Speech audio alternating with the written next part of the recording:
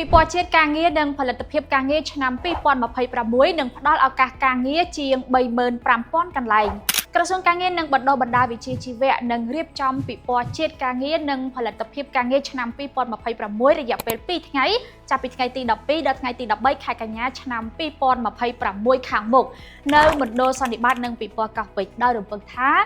នឹងមានឱកាសការងារប្រមាណ35,000កន្លែងសម្រាប់អ្នកស្វែងរកការងារលោកសុនមេសាអ្នកនាំពាក្យក្រសួងការងារនិងបណ្ដុះបណ្ដាលវិជ្ជាជីវៈបានប្រាប់ AMS ថាពិព័រណ៍នេះនឹងរៀបចំក្រោមប្រធានបទជំនាញនិងការងារផលិតភាពការងារដើម្បីកំណើនសេដ្ឋកិច្ចប្រកបដោយចីរភាពក្នុងគោលបំណងបង្កើតវេទិកាដ៏ធំសម្រាប់អ្នកស្វែងរកការងារជាមួយនយោជកលោកបន្តថាតាមរយៈពិព័រណ៍នេះអ្នកស្វែងរកការងារអាចទទួលបានព័ត៌មានអំពីទីផ្សារការងាររៀបចំប្រវត្តិរូបសង្ខេបដាក់ពាក្យនិងសម្ភាសការងារដោយផ្ទាល់នៅកន្លែងតែមួយព្រឹត្តិការណ៍នេះនឹងផ្ដល់ការប្រឹក្សាយោបល់អាជីពនិងព័ត៌មានអំពីជំនាញដែលទីផ្សារការងារកំពុងមានតម្រូវការដល់សិស្សនិស្សិតយុវជននិងសាធារណជនផងដែរជាមួយគ្នានេះពិព័រណ៍នឹងជួយឲ្យនយោជកស្វែងរកកម្លាំងពលកម្មដែលមានជំនាញសមស្របខណៈគ្រឹះស្ថានអប់រំនិងបណ្ដុះបណ្ដាលអាចទទួលបានធាតុចូលពីវិស័យឯកជនដើម្បីកែសម្រួលកម្មវិធីសិក្សាឲ្យឆ្លើយតបនឹងតម្រូវការជាក់ស្ដែងនៃទីផ្សារការងារលោកសុនមេសាបានដឹងថា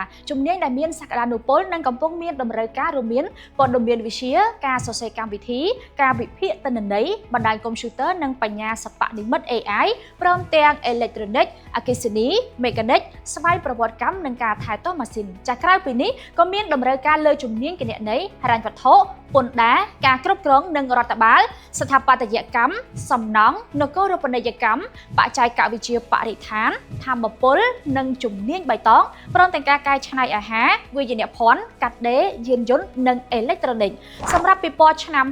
2026ក្រៅពីការផ្ដល់ឱកាសការងារដោយផ្ទាល់លោកសុនមេសាក៏រំពឹងថាពិព័រណ៍នេះក៏នឹងជួយឲ្យយុវជនសិស្សនិងនិស្សិតរាប់ម៉ឺននាក់ទទួលបានព័ត៌មានអំពីទីផ្សារការងារការប្រឹក្សាយោបល់អាជីពនិងការយល់ដឹងអំពីផលិតភាពនៅកន្លែងការងារផងដែរ